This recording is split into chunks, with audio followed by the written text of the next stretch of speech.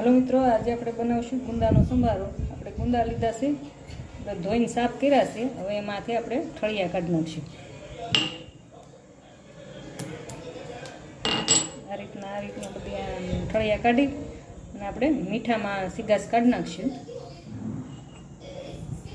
તો આપણે ખાટું પાણી હોય તો ખાટા પાણી પલાળવાના, ખાટું પાણી ન હોય તો આ રીતના કાઢવાનું। હવે આપણે અને આવી રીતના મીઠામાં બધાય આમ કરતા જવાના, એટલે આપણે બધું સીગાઈશ આમાં વહી આવે। ખાટું પાણી હોય તો ખાટા પાણી પલાળી દેવાનું, ખાટું પાણી ન હોય તો આપણે આ રીતના ગુંદામાં ઓલા કરવાના, એટલે બહુ ચીકણો ન થાય ગુંદાનો સંભારો। હવે આપણે એનો વઘાર કરી નાખીશું।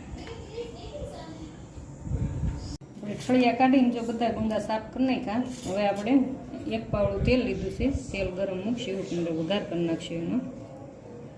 આપણે તેલ આવી ગયું છે, એમાં હવે આપણે રાઈ નાખી દઈએ, અડધી ચમચી જીરું નાખશું, એક ચપટી હિંગ નાખશું આપણે।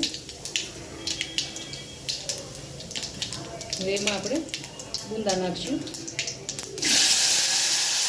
આપણે મીઠાવાળું છે એટલે મીઠું ન નાખતા, હળદર ખાલી નાખવી અડધી ચમચી બસ। હવે આપણે ધીમા તાપે આ રીતના ચડવા દેવાનું અને હલાવ્યા રાખવાનું, એટલે મસ્ત આપણો કડક ગુંદા આગળ થઈ જાય બનીને। સાવ કડક થઈ જાય ને પછી જ ખાવાની મજા આવે। હવે આપણે 5 મિનિટે આમાં ચમચી ફેરવા પડશે, ધીમા તાપે જ છોડવાનું, ફૂલ નહીં કરવાનું।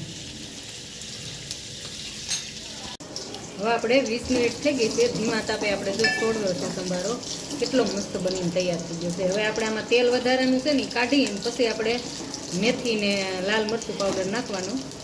આપણે થોડુંક તેલ કાઢી લેવું, તેલ કાઢી નાખ્યું, જો કેટલો મસ્ત કોરો થઈ ગયો। તમને તેલવાળો પસંદ હોય તો રહેવા દેવાનું, નકર તો આપણે કાઢી લેવાનું।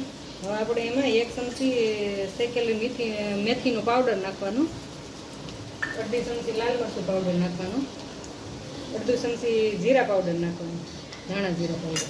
અને મીઠું તો આપણે મીઠાઈથી સીગાસ કાઢી હતી એટલે મીઠું તો બરાબર છે, પછી તમને ઘટે તો થોડું નાખવાનું। આપણે ગુંદાનો સંભારો બનીને જ તૈયાર થઈ ગયો, કેટલો મસ્ત બન્યો છે, જોતા જ ખાવાનું મન થઈ જાય એવો। આવો સંભારો બનાવજો, બધાને બહુ જ પસંદ આવશે।